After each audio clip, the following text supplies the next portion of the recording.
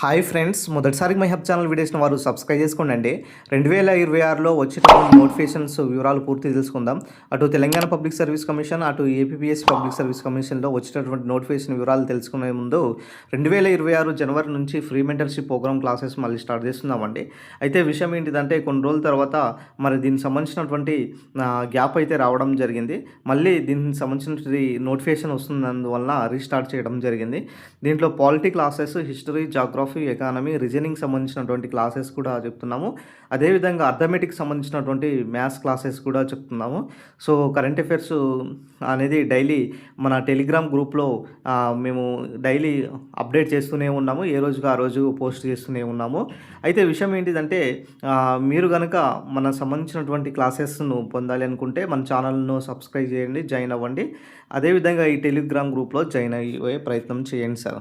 So విషయానికి వెళ్ళే ముందు ఇక్కడ చూడండి, తెలంగాణ పబ్లిక్ సర్వీస్ కమిషన్లో 40,000 ఉద్యోగాలకు సంబంధించినటువంటి భర్తీకి 2026లో వచ్చేటటువంటి నోటిఫికేషన్ కనుక చూసుకున్నట్లయితే పోలీస్ సంబంధించినటువంటి ఉద్యోగాలు దాదాపుగా 14,000 ఉద్యోగాలకు సంబంధించినటువంటి కసరత్తు చేస్తున్నారనేసి సో నిన్ననే మనకు డీజీపీ గారు ఒక అనౌన్స్మెంట్ చేయడం జరిగింది సార్.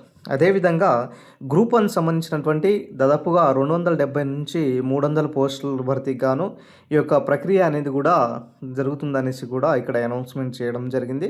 అదేవిధంగా గ్రూప్ 2 సంబంధించినటువంటి పోస్టులు కనుక చూసుకున్నట్లయితే దాదాపు కూడా ఇక్కడ 1000 సంబంధించినటువంటి పోస్టులు అయితే ఉండబోతున్నాయి. ఈసారి మాత్రము గ్రూప్ 2 దాదాపుగా ఇక్కడ 1200 కూడా ఉండే కూడా అవకాశం ఎక్కువగా కనిపిస్తుంది అన్నమాట, గ్రూప్ 2 ఎస్పెషల్లీ.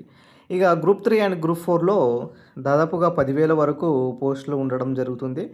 ఈ రెండు పోస్టులను అంటే గ్రూప్ 3 అండ్ గ్రూప్ 4ను మెర్జీ చేసి 10,000 సంబంధించినటువంటి ఉద్యోగ నోటిఫికేషన్స్ ఇవ్వాలనేసి కూడా ఇక్కడ ప్రభుత్వం అయితే భావించడం జరుగుతుంది.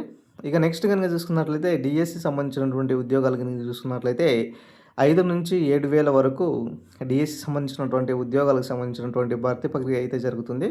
అదేవిధంగా విద్యుత్ సంబంధించినటువంటి పోస్టులు కనుక చూసుకున్నట్లయితే 5,000 పోస్టులు, జేఎల్, డిఎల్, లైబ్రేరియన్ పోస్టులు కూడా ఉంటాయి. అదేవిధంగా అంగన్వాడీ అండ్ సెరికల్చరల్ సంబంధించినటువంటి పోస్టులు, అంగన్వాడీలో దాదాపు కూడా 13 నుంచి 14,000 వరకు భర్తీ చేయాలనేసి మంత్రివర్యులు సీతక్క గారు కూడా దీనికి సంబంధించినటువంటి చెప్పడం జరిగింది. విద్యుత్ సంబంధించినటువంటి ఉద్యోగాలు మాత్రము జేఎల్ లాంటి ఉద్యోగాలు, మరి జేఎల్ఎం సంబంధించినటువంటి ఉద్యోగాలు, ఎస్పీడీసీఎల్, ఎన్పీడీసీఎల్, ట్రాన్స్కోజెన్కు సంబంధించినటువంటి ఉద్యోగాలు దాదాపుగా 5,000 పైగా ఉన్నాయి. ఖచ్చితంగా దీనికి సంబంధించినటువంటి నోటిఫికేషన్ అనేది వచ్చే అవకాశం ఎక్కువగా కనబడుతుంది. నెక్స్ట్ వివరాలు చూసుకుంటే ఇక్కడ లైబ్రేరియన్ పోస్టులు అండి, దాదాపుగా లైబ్రేరియన్ పోస్టులో 1,500 పోస్టులు ఉన్నాయి. మరి జేఎల్డిఎల్ సంబంధించినటువంటి పోస్టులు కూడా మరి దాదాపుగా 500 వరకు కూడా ఉండే అవకాశం ఎక్కువగా కనబడుతుంది. అంటే 500 ప్లస్ ఉండే అవకాశం కూడా ఉంటుంది. కాబట్టి ఖచ్చితంగా ఈ యొక్క నోటిఫికేషన్ జాబ్ క్యాలెండర్లో అనౌన్స్మెంట్ చేసే అవకాశం కూడా దాదాపుగా ఎక్కువ కనబడుతుంది. అదేవిధంగా ఏఎస్ఓ సంబంధించినటువంటి ఉద్యోగాలు, అదేవిధంగా డిఈఓ సంబంధించినటువంటి ఉద్యోగాలు, అదేవిధంగా దేవాదాయ శాఖలకు సంబంధించినటువంటి ఉద్యోగాలు కూడా ఇక్కడ ఖచ్చితంగా నోటిఫికేషన్స్ అయితే 100% వచ్చే అవకాశం ఎక్కువగా కనపడుతుందన్నమాట. తెలంగాణలో ఈసారి మాత్రం ఒక భారీ నోటిఫికేషన్స్ను మనం చూడబోతున్నాం.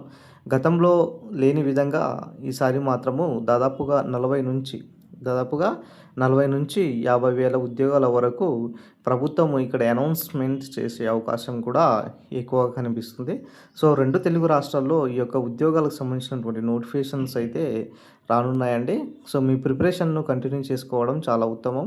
ఖచ్చితంగా నోటిఫికేషన్స్ అనేది ఏ క్షణంలో అయినా రావచ్చు. ఇది ఈరోజు సంబంధించినటువంటి అప్డేట్. వీడియో నచ్చిన లైక్ చేయండి, షేర్ చేయండి, సబ్స్క్రైబ్ చేసుకోండి.